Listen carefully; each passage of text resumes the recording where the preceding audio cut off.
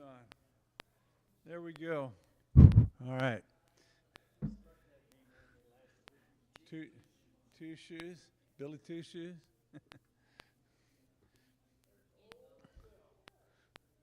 Billy Two Shoes, we're calling him. He has both shoes on today.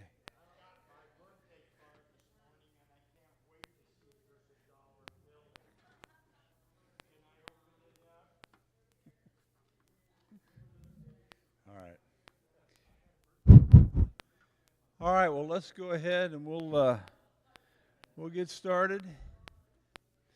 As you recall, last week we were, we're in the midst of looking at what was going to be this giant theological kind of split over apocalypticism.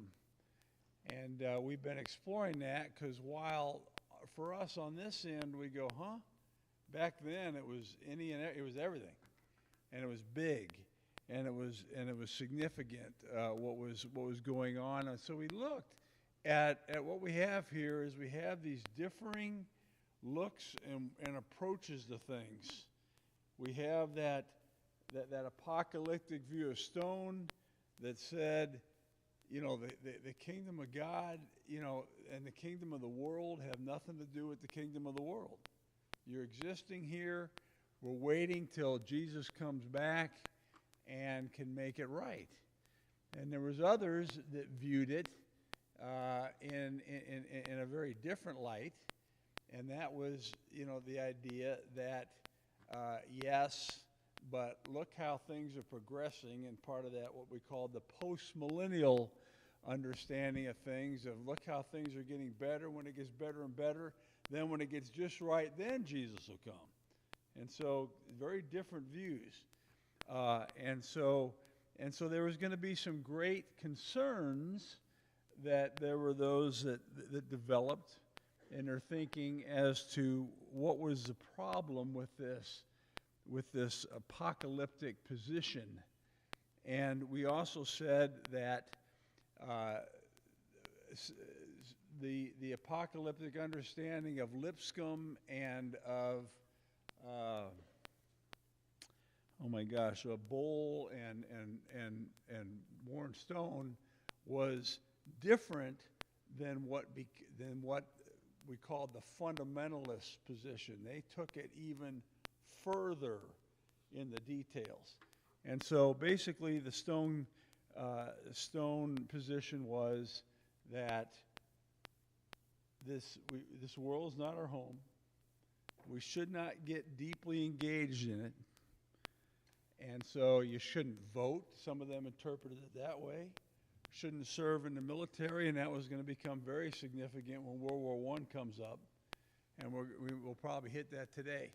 And so in a fellowship that viewed things as, what does the Word say, and one's understanding or interpretation of what the Word says on any variety of issues was very significant, this was big. And so why were the Churches of Christ so concerned to oust this premillennial sentiment when it had been the foundation of at least a big part of the fellowship? Remember, our fellowship was, what Campbell brought to it and what Stone brought to it. And while there was much overlap, there was also some significant differences. And this is what part of that was. And so what were the causes for this decline of this view? And this view was going to decline, and did, and was finally not totally, but was basically made kind of irrelevant by the time of World War II. One is attempted to assume the Churches of Christ made war upon R.H. Bull. And R.H. Bull, you remember, was one of Harding's prime students, and he was deeply steeped in this understanding. And then he also became editor of the Gospel Advocate, and so was promoting this, and eventually was ousted because Bull had adopted this dispensational position. And remember, what is dispensational premillennialism? That is the idea of these ages that are coming, and that Christ has not come yet, and so things aren't going to be right. And so to us, the Churches of Christ, that was kind of an unfamiliar position, because Bull had taken it further in his understanding, and it kind of overlapped a lot with what was going on in what we called fundamentalism. And so just a lot of complexity. This explanation, however, is inadequate, because dispensationalism was by no means the principal target of attack, because Churches of Christ rejected not just dispensationalism, but this entire apocalyptic way of looking at things. There are three compelling reasons why there was for this kind of rejection. First, Bull's premillennial eschatology, remember that's the study of end times, was grounded in his understanding of the grace of God, a theme he often cherished and discussed.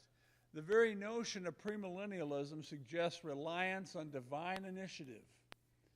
Increasingly, the mainstream Churches of Christ have built its house on the foundation of human initiative and self-sufficiency, inherited somewhat from the thinking of Campbell. And by the late 19th and early 20th centuries, the mainstream had defined itself not only in terms of human initiative, but also in terms of keeping God's law. So what is that saying? That's saying that this focus on what are we to do, and are we doing it, and doing it right? And that came in all kinds of things of understanding. Now, we would look at that, or that phrase, a term is called legalism. In other words, where there is this deep view that you got to do all these things right, and if you don't, you're not right. And so that was why that thinking and understanding is why in our heritage, and it's not exclusive to us by any means, it's just kind of the way we are as people, that your rightness was determined by your position you held on whatever views, whatever that happened to be, however large and significant, or some might say even minuscule, and was divided into that. And so there was a tendency, because of how we looked at the scriptures, to kind of many to go a little more in that direction. And so the idea of grace in that understanding was kind of, wait a minute. I thought we were supposed to follow the whole counsel of God. We often heard that scripture taken out, and used, and so on and so forth. Well, and so we see this conflict that is going on. And so to this tradition, with so much invested in human initiative and the ability to keep the law, the grace-centered theology of R.H. Bull would represent an enormous threat, and so it did. Gregory Allen Tidwell, and you go, well, who's that? Well, he is actually the current, and has been for a while, editor of the Gospel Advocate. Now, the Gospel Advocate was from 1855 up until basically COVID, was one of the premier publications that was put out with thoughts and ideas among the Churches of Christ. Firm Foundation was kind of one based in Texas. Not that there weren't others, because there were, but those are two very significant ones, and I think it is now only online. And it's not even online? Okay, so it's still being printed? Christian Chronicle, as you're saying. Okay. Yeah, and so I think they've gone online, but they're still publishing, in VBS, Sunday school material, so on and so forth. But as far as what it once was as a paper, it's not. But anyhow, Tidwell argued that the inability of the mainstream Churches of Christ to even understand, much less appreciate, Bull's doctrine of grace was the reason for its complex rejection of this apocalyptic view. And so we're going to see the struggle in understandings. Now, we're talking 100 years ago, more than 100 years ago, actually. During the first half of the 20th century, Bull was not the only person in Churches of Christ to maintain a serious understanding of God's grace. There were others as well, but most of those came from this stone Lipscomb tradition and way of looking at things. And the rift between the legal side and the grace-centered sides of Churches of Christ grew increasingly wide during the 1930s and 40s, to a point we will consider at a greater length.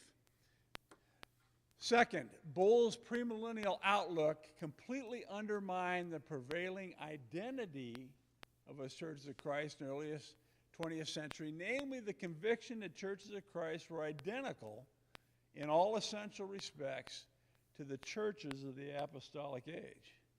Have we ever heard that? Anybody ever heard that?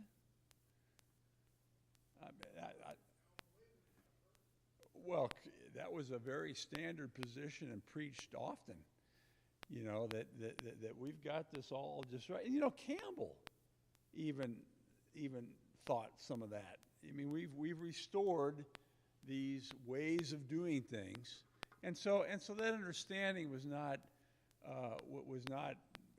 unusual, if you will. Now, there's reasons for that, which we're going to get into. As we've seen, many throughout the 19th century embraced this perspective. But developments in the early 20th century rendered this way of looking at things even more important than ever before, to the point that it hardened into a rigid, all-pervading orthodoxy. And of course, orthodoxy means that there's this position, and this is the only position, and if you don't hold this position, you're not right. And again, different. Everybody has this in it, if you will. Now, what were some of those things that brought that about? Well, one of those developments, which occurred between 1880 and 1906, was the division from the disciples. And of course, remember, the two movements came together in, I think, the 1830s, and then were together, and then we saw, as we looked in the 19th century, there were things that were happening and challenges due to some different ways of thinking and trying to overcome that. And so eventually it led to this. Now, as we looked at quite extensively, it's often viewed as, well, that was missionary societies and instrumental music. Well, those are symptoms of that or whatever, and they were. But it was really more than that. It was this conflict of modernism and that more traditionalism, if you will, that was going on culture-wide, and that's why we looked at that extensively when we started up this again. And so the disciples ended up retaining most of the buildings, most of the wealth, influential members, especially in the urban city settings. In effect, Churches of Christ were left to begin all over again. Angering and defensive, Churches of Christ increasingly embraced the conviction that they alone were the true church descending from the days of the apostles. And so what you got here is you got a real painful breakup. And you end up not with much. And so those that were in our Churches of Christ, we tended to be more on the economically poor end of things. And so while the disciples, and remember, the disciples were more in the north and in Texas, TCU and those universities and so on. And so they kind of took all those things somehow, and there were legal battles that went on in the courts over these kind of things, and for many years that went on. And so you see a very different thing. And so because of that, what do you do when you're going through something, when you're dealing with really painful things? You try to figure out why you're right and they're not. Huh? Yeah, why one's right. And so in this atmosphere, that kind of understanding grew as far as the promoting of that, because we divided with them, so they aren't right. And so that's kind of what went on. And it was difficult, and it took place over a long period of time.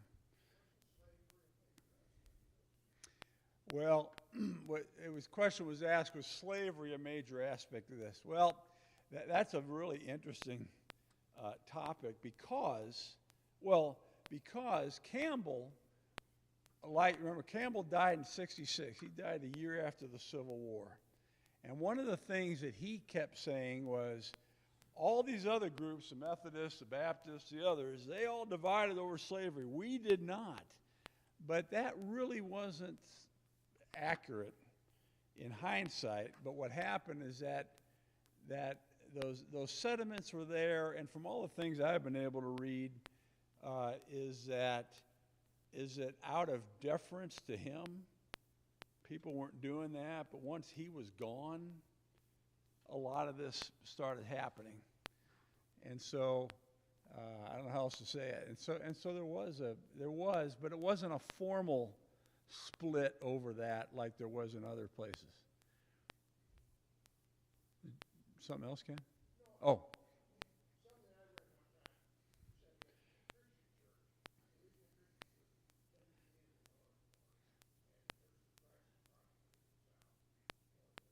Yes. Well, and we're gonna, when we get into the 60s and such, we're gonna touch back on that. But that is so. That, and remember, one of the things that we've been trying to point out is how much we're affected by our culture. And so, what Church of Christ were is that generally tended to be Southern culture, more so. And what was the disciples tended to be more Northern.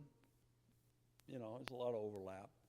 And so, yes, that was going to be something very profound that was going to greatly influence things in the 60s, or at least what happened there. So, Bull's emphasis on the grace of God clearly conflicted with such a view, as did the explicitly premillennial terms of Bull's eschatology or last times understanding.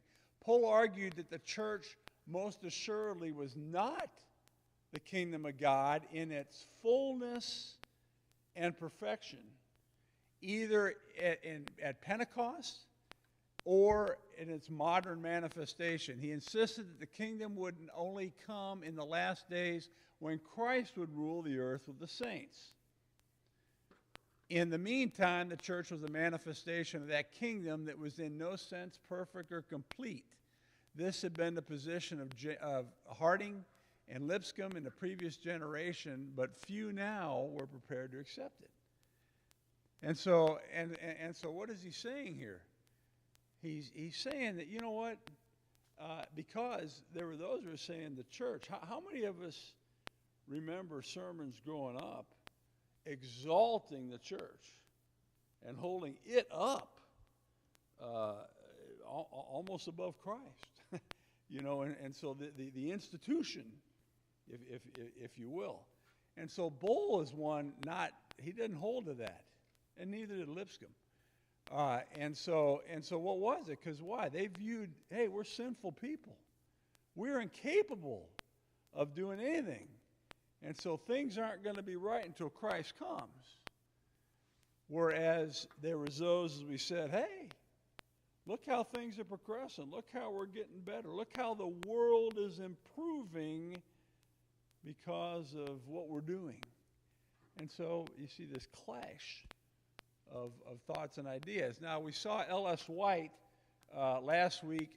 We looked at him in Texas, and he seemed a little bit too pragmatic for I think, for our taste, or at least in what he expressed. And so he was an example of that kind of mindset and that kind of idea. And so J.C. McQuitty was publisher of the Gospel Advocate. And he typified the mainstream response when he charged in 1919 that Bull's doctrine belittles the church of Christ and was calculated to destroy every congregation of disciples. Now this is his interpretation of this.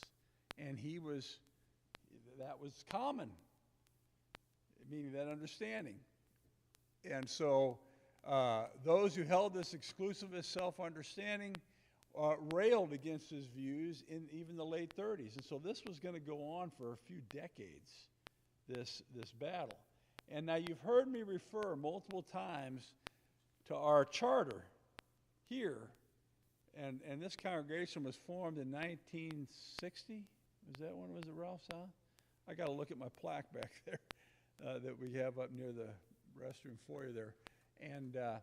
And in those bylaws, it says we are absolutely not premillennial congregation. Well, that stems from this, from that period and that understanding. And so, just a little side point. Now, N.B. Hardeman, have we heard of him? If you've gone to, Searcy or Lipscomb, I think they got buildings named for him. And we've heard of Freed Hardeman College, of which he started, one of the guys who started that. So he, in the 1920s, was one of the most well-known preachers in our fellowship. And so he was a big name. And so he told an audience in Nashville, and this might have been in those tabernacle, he was at the Rhineman, where the Grand Ole Opry was, and he spoke for, I don't know, it was a week or two, and they called it the Tabernacle Lectures, and they were massively attended. And this may have come from that, but I'm not sure.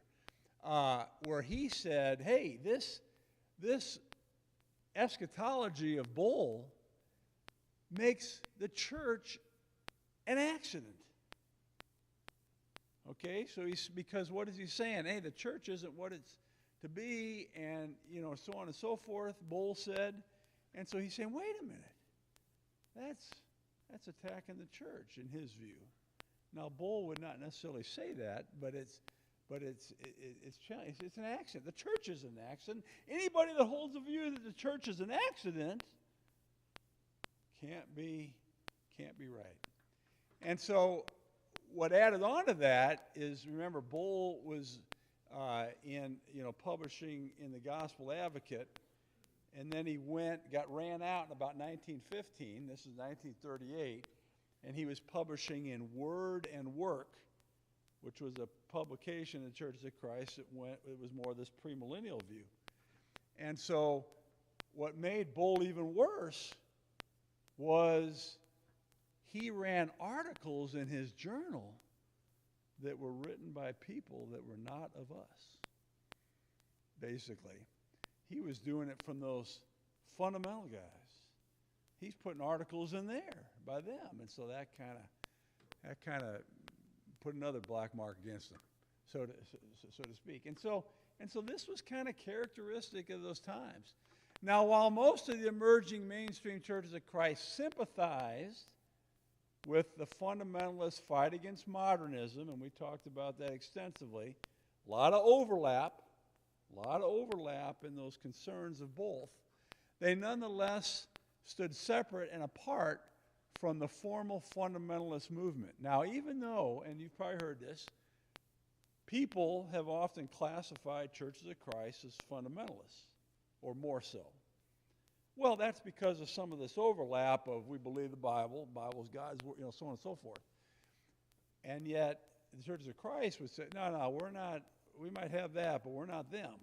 Why was that? Well, they viewed the various denominations that fundamentalism represented as false churches. Why is that? Because of the positions they held on things. And they opposed the premillennial sentiments held by many in the fundamentalist camp as simply unbiblical. In other words, you're saying that the church is an accident and so on and so forth. And so this is one reason, because of those disagreements on some of the other points. And many viewed Bull's fraternization with fundamentalists as nothing short of scandalous. Look who you're hanging out with. Look who you're hanging out with. And so you can't do that. And so these are reasons. Now, a third issue that helped to erode the apocalyptic viewpoint of this period related to two factors: the loss of cultural respectability that we as Churches of Christ had, in the aftermath of the separation from the disciples. Now remember, we keep looking at 1906, but remember, that's kind of it's a period of time that this happened. And that was the census declaring the difference between churches of Christ and disciples, is why historians keep going to that number. And the entry into World War I in 1917. This is going to have huge impact. Churches of Christ in their separation from the disciples lost not only thousands of members and hundreds of church buildings, but also their social standing. In other words, you're not living in the house anymore. All you got is a shack here in the back, so to speak. And so you're not in status anymore. And in scores of communities across, from Tennessee to Texas and all over. In city after city where they once boasted strong and prosperous congregations in the Restoration Movement, they now started essentially from scratch. And so meeting in tents, storefront churches, small kind of, shacks, if you will, with only a handful of members who, according to records, were mostly poor. And that's just kind of what it was. And why is that? Well, because remember, the economy of the South massively lagged the economy in the more north. Okay? It massively lagged. And so if most that thought that way were in the South, there tended to be a lot poorer. And so now in 1940, J.N. Armstrong, that's another name if you look at the buildings on some of our campuses, recalled not only did the defection leave us without schools, but those who introduced the music carried with them also the best church property, most of the wealth, big business, banking, and so forth. All colleges, scholarships, church property, wealth, and big business became an inherited asset of the Christian church, or in this case, the disciples, because the independent Christian church, as we know today, had not happened yet. That was going to happen in the late 60s, early 70s, officially, happens for years before and after. And so we see this, and this is just a part of our history. Then, in little more than a decade following the division, the United States entered World War I. Now, popular and government pressure on Americans to support the war was intense, and those who refused to support became the objects of scorn, ridicule, and harassment. Now, why was that? Because that's what happens in those times. What? You're supporting? That means if you're not for us, you're against us, as President Bush declared after the attacks there on the towers. And so that sentiment, that understanding, and of course, that thinking's very understandable. We understand that thinking and those impulses, and it's not that that's wrong per se. And so to those who think you shouldn't be in the military, you shouldn't vote, you shouldn't do that. And so all of a sudden, you, an American here and working, and all of a sudden, your whole thing as an American is being called into question because of the events of the times that are going on, and that's tremendous pressure. And so that understanding of you don't join the military, you don't get involved in these world's affairs, you can see the tremendous pressure being put onto that. Their division from the disciples, costing them both members and properties, had already regulated churches of Christ to a degree of social marginality. Retention of their historic commitment to pacifism would have marginalized us even further. Facing that prospect, many members of churches of Christ had elected to support American involvement in the war. And so, now, that doesn't mean it's all because of that pressure. That doesn't mean, and not all churches of Christ thought this way. Okay, they didn't all, but it was a significant portion. And so it's important to remember there's nothing that's uniform. There's nothing that's all the same. There's always a spectrum. However, they could not support the war and at the same time hold on to the apocalyptic pacifist perspective of our Stone Lipscomb tradition. And so we see the conflict. There's a theological conflict that's going on within each and within our body. To support the war, they needed a theology. Remember, that's how we understand God and things. That was more centered on that was far more progressive or different from they had, far more amenable to military promotion, militarism, far more centered on the concerns of the world, and far less concerned on the coming kingdom of God. And so how does the argument go? You're saying, I need to focus on the kingdom of God and not be worried about this, and there's others that say, if you aren't concerned about these things going on, there's not going to be anything to worry about over here. And so we understand that kind of thinking. Such a theology was readily at hand. The rational, progressive primitivism of Alexander Campbell was as much a part of our heritage as was the thinking of Stone. Okay, because remember, Campbell was into education. He was into the improvement of things. He was big into that and believed deeply and honestly. And, it's not that people are being dishonest here. They believed just very differently. Whereas Stones tended to be much more pessimistic and a little gloomier view of mankind and the world. And so we see that a conflict here. This suggests that R.H. Bull, as much as or sectarian as he was in a premillennial perspective, was simply the wrong man, the wrong place, the wrong time. Okay? As pacifism grew increasingly objectionable to churches of Christ throughout the war, apocalypticism, which provided the theological foundation for the pacifist position, came increasingly under attack. And so what happens is we got the times, and the war is changing everything. And so it's almost like this tidal wave comes and Bull's holding staunchly to his position, and there isn't that many others that are still willing to cling to that position. So the wrong man, the wrong place, the wrong time. And that's happened in other things throughout history. Several other factors also facilitated the erosion of pacifism. First, pacifism had always been a minority position, though large, but it wasn't everybody. Though pacifists were especially strong in Middle Tennessee, not surprisingly, the record on pacifism in Churches of Christ in World War I was mixed. On the other hand, many members of congregations petitioned the government for conscientious objector status, and a number of young men from the church faced prison terms for refusing to support the war effort. And so this was very real.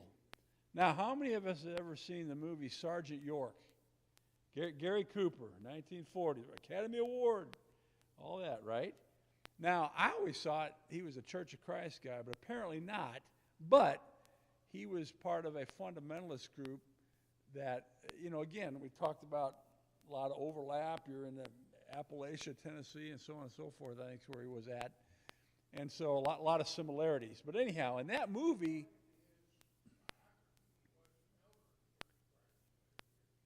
to his biography? Okay, then I was reading something else that was, okay. And again, the point is he was one, that illustrates he held that view. Now, in the movie, I guess in his life, it changed some due to the circumstances that we're in and caused him to question and realize that. But people were being thrown in prison. People were being ostracized. People were, draft dodgers, as was called a lot in the Vietnam War, right? And so we see that happening. Now, E.A. Elam, yes? I'd like to point out that it was not widespread then. The question as far as what kind of punishment or what type of Yes. cooperation was involved Yeah. was usually up to the lower Yes, commanders. yes. So Bill's pointing out that it wasn't handled all the same way universally. And so not everybody that said no is necessarily being thrown. Now there was probably there was instances, but you know, again, like anything handled, like in the Roman persecutions, it was happening here, it wasn't happening over there to that degree.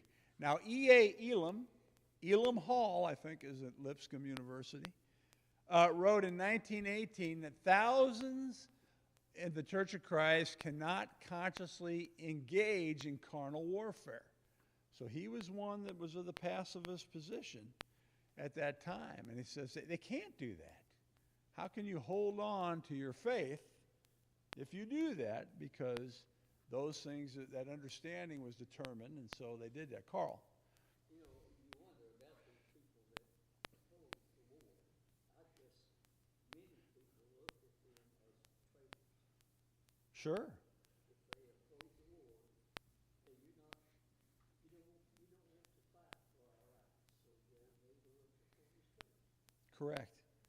Now they weren't feeling that. It's not like they were supporting, you know, Germany, if you will, but because of their allegiance to the kingdom of God, their view is, how can I do that when I'm alleged to this kingdom? I can't be in two kingdoms.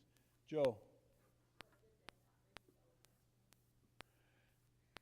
We all can come up with things that convince us one way or another. And I'm, well,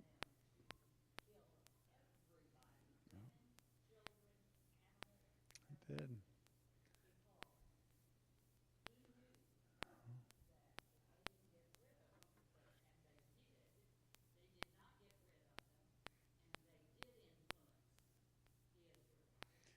Mm-hmm. And that those passages have been used to justify, and I'm not saying it should or shouldn't. I'm just saying that those passages have been used to justify going and doing those kind of things, while there may be others that have questioned that. I'm just talking the conflict, not saying you're right or wrong.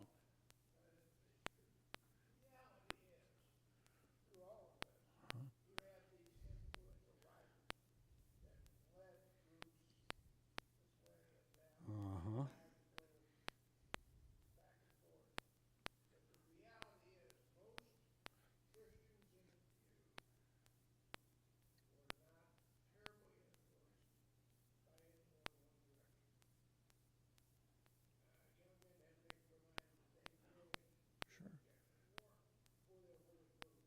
Sure. Sure. Sure.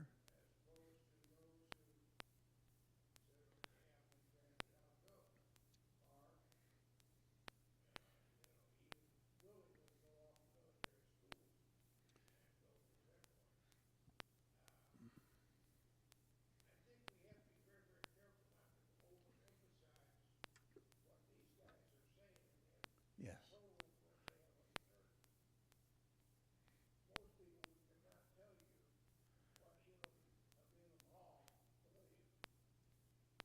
If they even know who he is.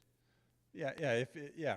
We most of us don't know who those names are. You can look them up, but we don't have idea. But clearly, they were influential at the time. So you know, bottom line is, and this is also something, is, you know what, we all kind of pick and choose what we, you know, whether we want to say that or not. We all pick and choose, for sure. But those that are all into that are still picking and choosing to some degree, and are going to see it different, and equally as fervent and righteous, everything else, but they're going to see it different. So, Bill. As years go by, my attitude towards such things have changed. The attitudes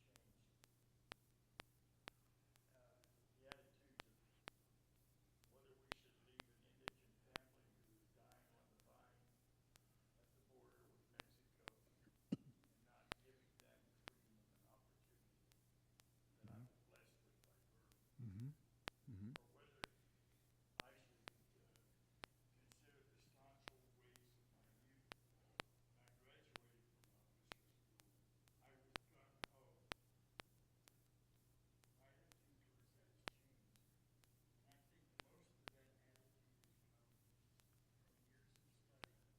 Mm-hmm. personal meditation Yeah. with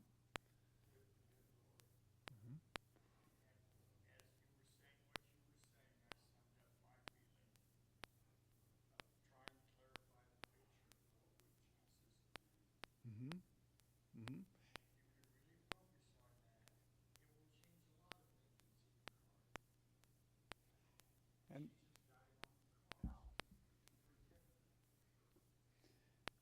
so Bill's saying that a lot's changed in how he's looked at and viewed things. And hopefully that's true of all of us. That if we're not changing, we're probably not growing. Now that's not saying it has to be this or that answer necessarily, but rather that constant pursuit. And there's others that have changed in the other direction. You know, and they could give you the reasons also, which aren't crazy. But you know, Bill pointed out the current thing with all the stuff coming, people coming over the border, and you know, how would Jesus handle that? Well, and then there's others that saying this is not sustainable. How can we keep doing that? And there's truth in that too. You know, and so it's very difficult. Who had their hand up? Oh, Back during that time, it said there were thousands of members of the church that were in the army. If you did not go into the army at that time, a lot of those people were considered as traitors. sure. And you can understand. I remember, I served here in the Korean War, and I remember if you were against that, you almost were performed as traitors Mm-hmm. if you agreed to go. When I was called to Yes. go, I went. Yes. I didn't object. Yeah. I didn't like it, but I didn't object to it. Yeah, and I think that's a great point. And you know, all those that went didn't necessarily all have the same motive. One was I'm trying to stay out of jail, and others are yes, I believe in this wholeheartedly. And so there's always a wide breadth of things. But I think you're right, Carl. And so but again, the whole purpose of this is to illustrate this tremendous conflict and struggles that were going on at this time. Second, among those families that held pacifism as an article of faith, now by that means there were those that view if you're not a pacifist, you mustn't be a Christian. And of course, you know, historically we've done that on all kinds of things, no matter what they are. And so this was one for some. A new generation of young people during World War I simply failed to share their elders' convictions. Many sons of the strongly pacifist families participated in the war. The participation of their sons in the armed services no doubt prompted many of the older generation to rethink lifelong positions. Further, the death of David Lipscomb in 1917 deprived the younger generation of the most articulate defender of the pacifist position that had been in the church for the last half century. Now, what this is describing is that's a very big moment. And you know what? Each of us have thought differently than our parents. And sometimes much more, and maybe other times less. And it's always been that way. And so what do you do when your convictions that you've held so deeply for so long are all of a sudden you're confronted with that, and one who you love deeply is thinking very differently than you? That's a challenging moment in life. You go Deep into your conscience. And a lot of times people change. Now, depending on who you are and what you say, people will assign different motives to that. And so maybe it's very heartfelt, and others will say, well, he was this weak anyway, or whatever. And so they assign motives to that. But, people can change, and people who hold these positions can change. And so some were really going through this. Third, the growth of churches of Christ in Texas. There are those Texicans again. Far from Middle Tennessee heartland of the pacifist apolitical sentiments also contributed to this change. Texas is not Tennessee. And if you don't believe me, just ask the Texicans. David Lipscomb himself, I'm just being fun, David Lipscomb himself reported on a tour of Texas in 1872, okay, so we're what, seven years past the war, wrote that political strife is one of the great causes of inactivity of the churches throughout Texas. And the Christians there are most ready to turn politician, run for sheriff, the legislature, become postmasters or prosecuting attorneys, clerks, etc., than they are in the older settled countries. So what do we see here? We see he goes down to Texas, and we see that the Christians there are deeply involved in the affairs of the world, holding elected office, holding this, holding that. Well, that goes against Lipscomb's DNA. Okay, and so very, very challenging time for him.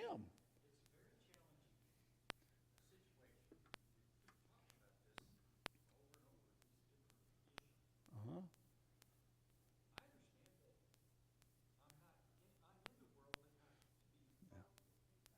Yeah.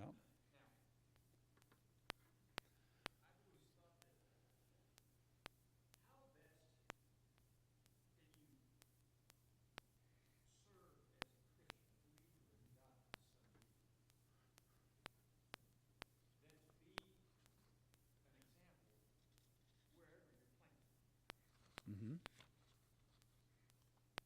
Well, you are providing the counter of what Lipscomb is, the reasonable counter to that. You know, hey, the going for evil to triumph is what? For good men to do nothing. And so, and you know, when we discussed, kind of touch on this, you know, Scott would get a little revved up too, but it's and yeah, that makes sense too. You know, these things make sense, and so the point is that, you know, what is it that makes our fellowship together? Is it on all these different points of all these different things? Or is it supposed to be our trust in Jesus? And look into there, and because people will never come to agreement on everything. And we see this here, and we can understand, for most of us, we can understand Lipscomb's position from afar. We probably think a little bit more like the Texicans there, just on where we're at. Generally, I would say, because that's where we're at. And so, and they believe just as firmly, as you're pointing out, in their position.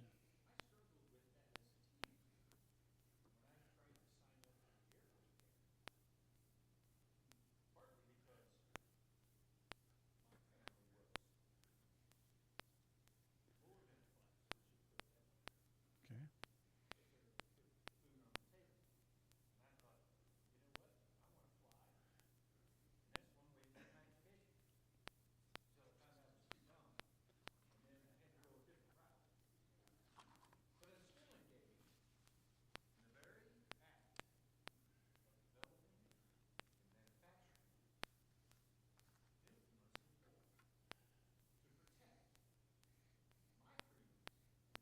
Yeah.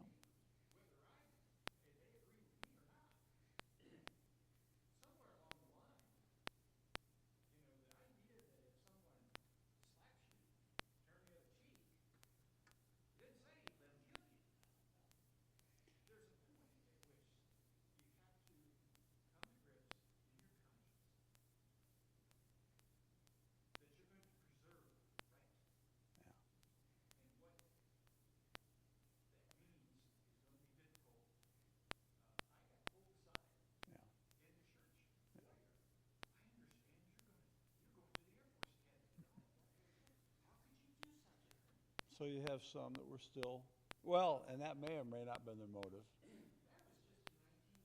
Yeah. So again, I think we see the complexity this is.